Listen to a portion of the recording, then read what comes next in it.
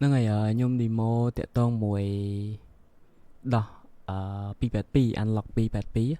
chứng ảnh nắng admin thử thích ấy là thu lệ chứng vì ô tô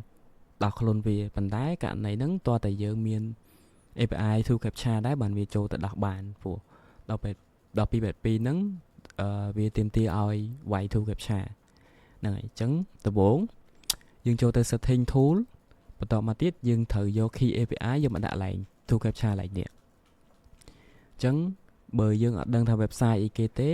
យើងចុចលើអក្សរ thu captcha ហ្នឹងមកចឹងវាចូលទៅដល់ website របស់យើងហើយwebsite របស់ thu captcha ហ្នឹងហើយចឹងបើយើងអត់ទាន់មាន account ទេយើងចុច sign up ហើយអឺ sign up មួយGmail របស់យើងហ្នឹងហើយពេលចុច sign up ហើយគឺវាចូលមកដល់ទម្រង់របៀបចឹងហើយហើយកន្លែងនេះបើសិនជាអត់ load កន្លែង customer ទេយើង select យក customer ចឹងមកហ្នឹងហើយហើយបន្តមកទៀតកន្លែង add fund ចឹងកន្លែង add fund ឡើងនេះយើងចុចកន្លែង add fund ហ្នឹងមកចឹងអាហ្នឹងបើសិនជាយើងមានTRC 20នេះត្រង់នេះយើង add តាមអាហ្នឹងមកដាក់ចំនួនលុយតែបើយើង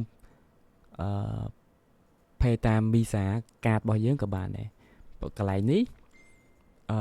pay តាមត្រង់នេះដូចជា pay 10រៀលឡើងបានតែប្រើអាហ្នឹងយើងបាច់ top up ច្រើនទេ top up តែ2 3រៀលទៅបានយើងអាចប្រើបានព្រោះវាថោកទេ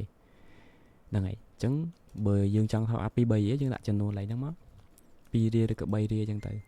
នេះ minimum វា3រៀលអញ្ចឹង top up 3រៀលទៅបានទេយើងចុច add fund មកវានឹងឲ្យបំពេញកាត email របស់យើងហើយលេខកាតរបស់យើងហើយអញ្ចឹងតែប៉ុណ្្នឹងទេដាក់កាតហើយហើយអញ្ចឹងរបៀបដាក់យើងចូល dashboard មកហើយនេះ API របស់យើងចុច copy មក copy ហើយយើងចូលទៅកន្លែង tool របស់យើងដាក់ key កន្លែងហ្នឹងមកបន្តមកទៀតយើងចង់ដឹងថាវាដើរអត់ចុច check balance មកនេះអញ្ចឹង balance យើងបើសិនជាវាឆែកទៅឃើញលុយបានន័យថាវាដើរហើយតែប៉ុណ្្នឹងគឺទឹកបានហើយអញ្ចឹងរបៀបដោះចឹងឧទាហរណ៍ថា account យើងដាយជប់ឥឡូវខ្ញុំ add សិនខ្ញុំ add account ណាមួយដែលដាយអូខេនេះនេះ cannot ឆែកទៀតចឹងបើសិនជាករណី account ដែលដាយបើយើង tick អា check live before login នេះពេលយើង start ទៅបើសិនជាវា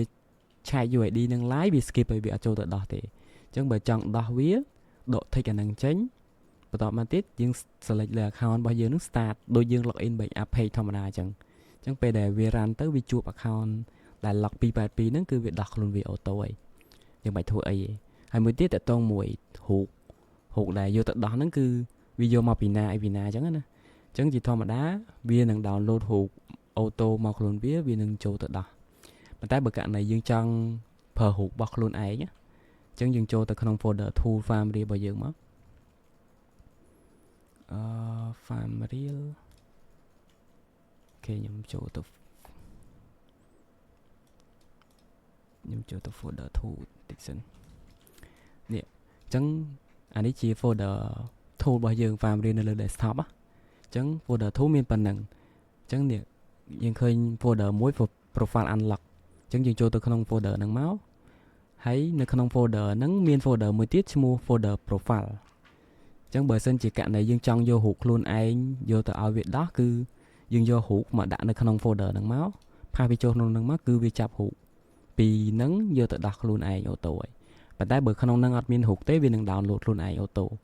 ហ្នឹងហើយអញ្ចឹងកន្លែងហ្នឹងបញ្ជាក់ម្ដងទៀតចូលទៅក្នុង folder profile unlock ហើយនៅក្នុង folder profile មួយទៀតអញ្ចឹងដាក់ក្នុងហ្នឹងបានវាយករូបក្នុងហ្នឹងទៅដោះតែបើសិនជាក្នុងហ្នឹងអត់មានរូបទេវានឹង download មកអូតូខ្លួនវាហើយហ្នឹងហើយអញ្ចឹងតែប៉ុណ្្នឹងទេរបៀបដោះវា